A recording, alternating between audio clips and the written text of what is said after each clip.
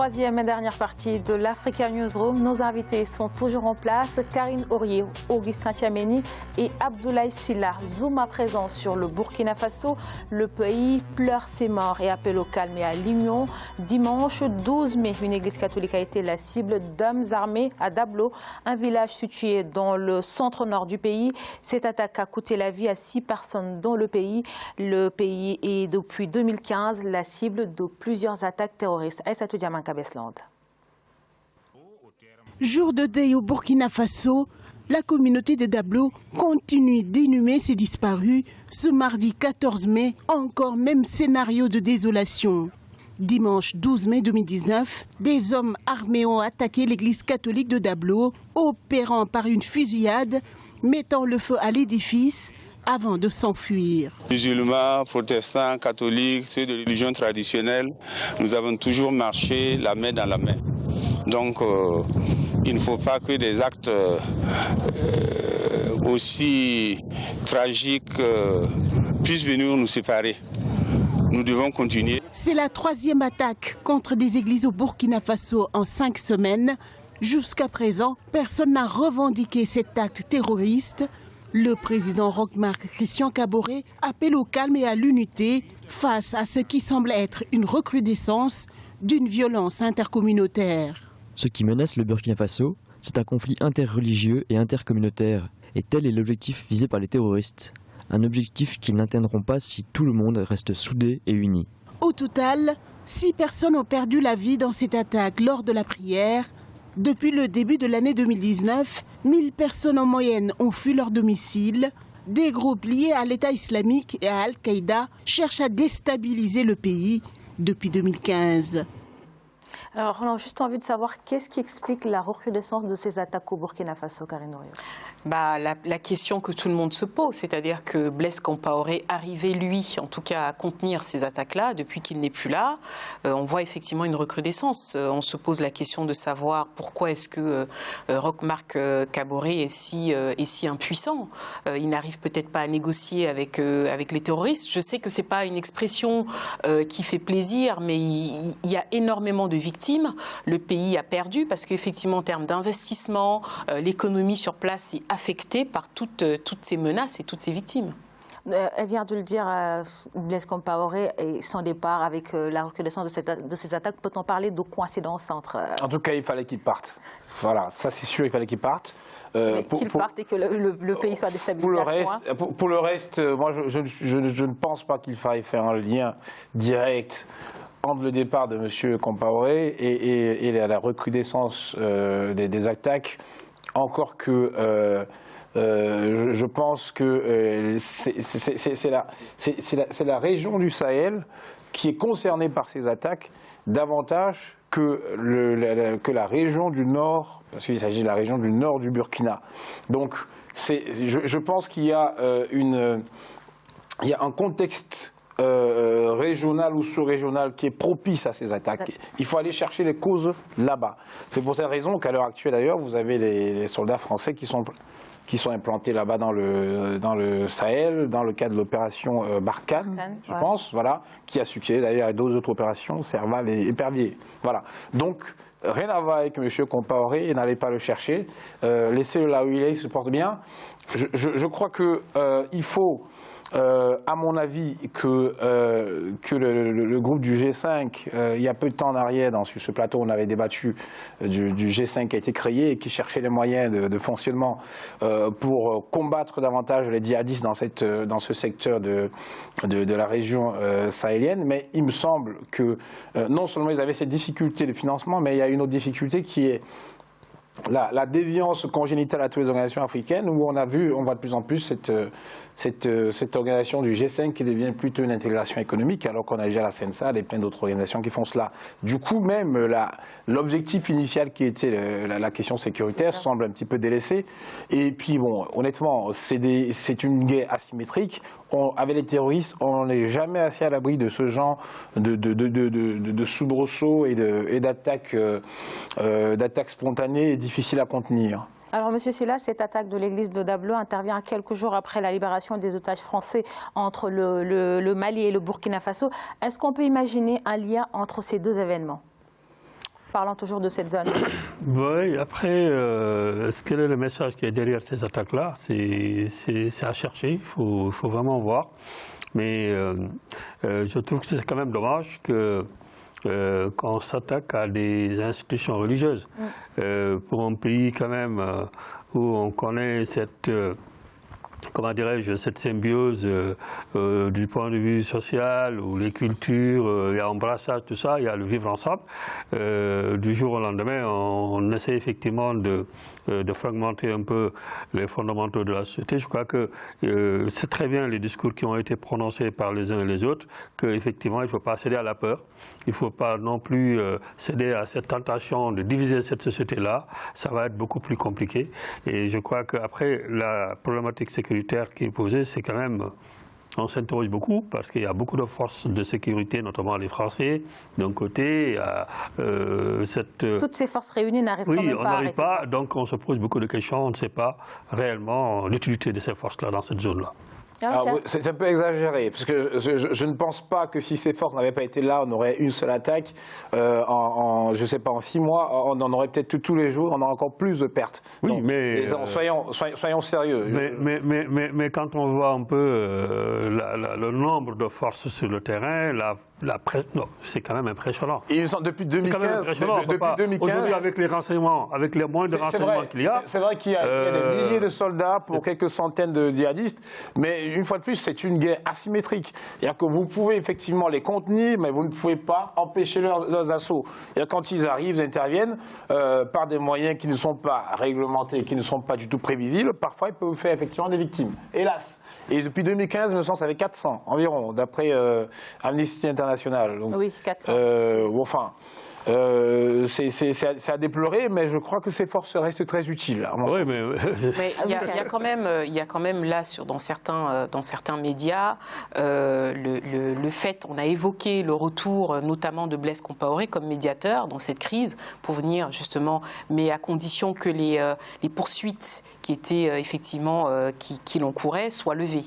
Je trouve que cela reste quand même assez intéressant parce qu'on a quand même atteint un point de non-retour. Les attaques maintenant, à répétition, sont à Ouaga, qui est quand même la capitale du pays.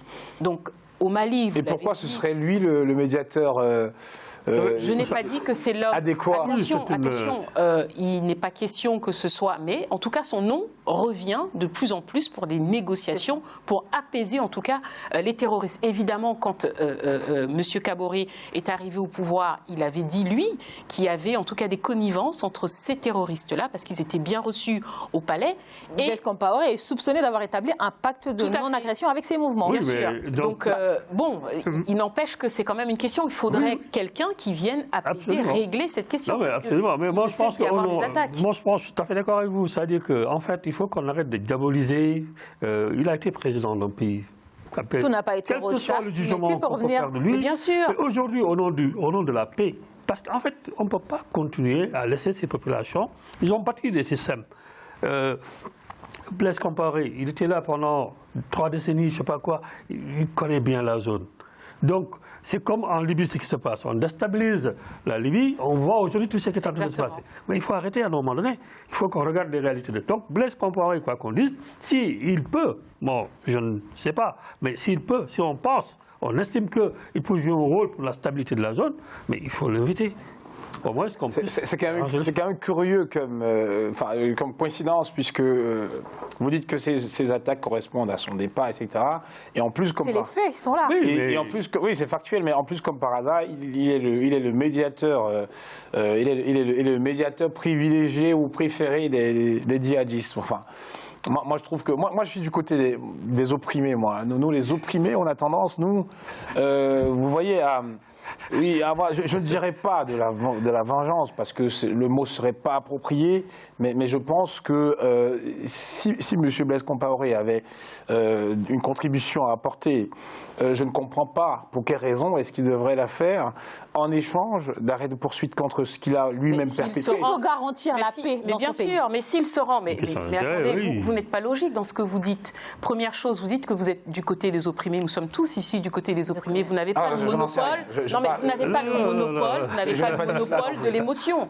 Non, mais arrêtez. C'est pas émotionnel. On est en train de parler d'une situation. S'il se rend et s'il retourne au Burkina, il se fait arrêter parce qu'actuellement, il y a des poursuites. Donc, évidemment que les négociations, ce sont celles-là. Maintenant, s'il peut apporter, comme l'a dit M. Sylla, s'il peut venir apaiser les choses, pourquoi est-ce que vous continuez de le diaboliser? Il y a déjà des poursuites. Ce que je peux vous dire, c'est qu'il n'a pas besoin d'aller au Burkina pour négocier. D'accord? Non. Pas du tout. Il peut. Non, vous apprenez quelque chose. Ah non, il n'a pas besoin d'aller au Burkina pour négocier. Avec de là où qu'est-ce qu'il peut faire pour arranger la situation? Mais il est refusé dans un pays. Il faut créer les conditions de dialogue national. Premièrement, il a participé à ce dialogue national. Sauf à ce que vous voudriez conditionner justement l'arrêt des attaques par le fait que lui ait une certaine immunité. Mais si ce n'est que pour faire des pourparlers, il n'a pas besoin de se déplacer pour cela. On peut très bien emmener les négociateurs à lui. Donc ça, cette question-là peut être réglée de cette façon-là. Ça, c'est d'un. Et puis de deux, moi je pense que, en toute honnêteté, je ne suis pas sûr que quand bien même il serait impliqué et qu'on lui aurait donné l'immunité, si vous donnez l'immunité à M. Compaoré et que par la suite ces négociations échouent, qu'est-ce que vous en faites? Il aurait quand même accompli sa part de contrat. Vous n'irez pas lui retirer cette immunité-là. Oui, mais ça reste un ancien président de la République. Attendez, s'il vous plaît, les amis, s'il vous plaît, laissez-moi terminer. Laissez-moi terminer. Les grandes formules ancien président de la République, ça ne veut rien dire. Ah bon, c'est important. Non, je vous dis pourquoi. Je vous dis pourquoi. Pourquoi? Quand on est président de la République, on a une fonction qu'on doit accomplir selon les règles qui sont établies. Et quand on se met à la marge de cela, évidemment, on perd non seulement la légitimité, mais on perd aussi la protection liée à la fonction, encore plus quand on est déchu. Donc, pour moi, n'allez pas sacraliser une fonction. Vous êtes juriste et vous le condamnez de fait. Il y a des poursuites, il n'a pas encore été jugé. Vous décidez tout de suite qu'il est coupable. Mais coupable de quoi? Je n'ai jamais dit ça. Vous ne pouvez pas enlever sa fonction qui fait qu'il a été président de la République. Et donc, il demeure. Il faut lui lui accorder. Mais vous attachez quoi à la fonction de la République? Mais attendez, monsieur. Mais il a géré ce pays-là pendant quand même des décennies. Je ne suis pas sûr que si M. Camteau avait été élu, il aurait eu le même discours. Il fallait qu'on arrive à cela. Mais évidemment, mais bien sûr. Mais il ferait jamais de telles comparaisons. Mais il ferait jamais de telles forfaitures. Il n'y a pas de nuance. Arrêtez des comparaisons qui on va rester au Burkina. Qui sont indigestes. Et pas d'objectivité. On va rester au Burkina. Alors, en s'en prenant aux religieux, que cherchent vraiment les djihadistes? Parce que maintenant, c'est plus. Au début, c'était des imams, maintenant, c'est des églises catholiques. À la fin, qu'est-ce qu'ils veulent réellement? Je pense qu'on ne peut pas réellement comprendre ce que veulent ces terroristes parce qu'ils veulent uniquement du sang. Ils veulent déstabiliser la société, déstabiliser le régime en place. Je pense que l'Église catholique, effectivement, comme l'a dit M. Sylla, quand on touche à un signe religieux, que ce soit une église, que ce soit une mosquée, forcément, c'est un signe qui est très très fort. Maintenant, encore une fois, ce qu'on dit, c'est qu'il faut absolument régler cette crise. Il faut arriver à apaiser ces terroristes pour qu'ils laissent la population tranquille. Alors, cette attaque, on va y rester, n'a pas encore été revendiquée pour le moment. Est-ce qu'on peut imaginer, M. Sylla, que c'est le fait d'individus incontrôlables dans la nébuleuse djihadiste? Non, je ne pense pas. Je pense que, vu le mode opératoire, c'est quelque chose qui a été... C'est un message derrière. Maintenant, il faut chercher à décoder ce message-là. Mais c'est sûr que ce qu'ils ont fait, ils l'ont bien mûri parce que la nature des faits est sans appel. Cela inquiète quand même que toutes les personnes sans distinction d'appartenance religieuse soient la cible de ces djihadistes. Oui, vous savez, les djihadistes, c'est des voyous, hein. Ils n'ont aucune revendication politique, donc c'est des gens, malheureusement, ils n'ont pas de projet de société, ils n'ont rien du tout. Ils bougent au nom d'une idéologie fanatique, et voilà, ils tirent sur tout ce qui bouge. Donc c'est très très difficile de contrôler ce genre de mouvement, d'où effectivement la vigilance accrue de tout le monde, parce que on ne sait pas trop ce qu'ils veulent, on ne sait pas trop qui les commande, parce que ça se trouve aussi que ça soit des groupes qui sont au service... par exemple. Je ne sais pas, mais vous savez, après, dans des situations de conflit de cette nature-là, c'est très très compliqué. Il y a beaucoup d'intérêts qui se greffent, et puis malheureusement, on ne voit pas trop qui tire là, qui tire de l'autre côté. Et puis, vous avez des gens qui sont en tout cas téléguidés et qui n'ont rien à perdre, et puis qui agissent. Est-ce qu'aujourd'hui, Karine, nos États ont les moyens de lutter contre ces nébuleuses djihadistes? Non, clairement non. Clairement, on le voit au Mali, on le voit au Burkina, on le voit au Cameroun, au Nigeria. Non, nos États n'ont pas tout seuls les moyens de régler ces crises-là. Mais encore une fois, ce sont quand même des sectes qui ont pu progresser parce que aussi l'État était absent dans certaines zones de ces pays-là, où c'est complètement des déserts, il n'y a pas d'école, il n'y a quasiment rien, et donc ils ont toujours commis des actes. Et aujourd'hui, quand on prend l'exemple notamment de Boko Haram, qui est devenu assez structuré, on voit bien que ça a pris du temps. Et puis, ils se sont de plus en plus installés, ils ont grignoté effectivement des parts du territoire. Et ils continuent de terroriser la population. C'est le cas même au Burkina Faso avec les milices Koglo-Ogo, ou avec les problèmes intercommunautaires qu'il y a dans le pays. Tout à fait. Mais moi, je pense que les coalitions d'États peuvent faire des choses intéressantes. Vous avez évoqué le cas du Cameroun avec Boko Haram, mais s'il y a vraiment un des rares domaines dans lequel le gouvernement camerounais a fait des efforts relativement productifs, c'est dans la lutte contre Boko Haram. Je pense que pour autant, Boko Haram continue de sévir. Mais sauf qu'ils auraient pu sévir encore plus. C'est ce que je suis en train de vous dire. C'est-à-dire que on a réussi à les contenir dans l'extrême nord du Cameroun, et en plus, on les a retranchés dans un secteur précis de la frontière du Nigeria. Il y a alors malheureusement, le Cameroun est sur plusieurs fronts, au nord-ouest et au sud-ouest, mais en 2015, lorsque les forces étaient concentrées à l'extrême nord contre Boko Haram, il y avait les résultats étaient relativement plus probants qu'à l'heure actuelle, où effectivement il y a une tendance à l'essoufflement, puisque l'État est sur plusieurs fronts, et malheureusement ça profite aussi à Boko Haram. Et ce sera le mot de la fin. Merci à vous, chers invités, d'avoir participé à cette émission. Karine Aurieux, je rappelle que vous êtes journaliste, Augustin Tchamenei, vous êtes avocat, et Amadou Sylla, vous êtes le président de l'association SOS Casamance. Merci également à vous, chers téléspectateurs. Restez sur Africa 24, l'information continue.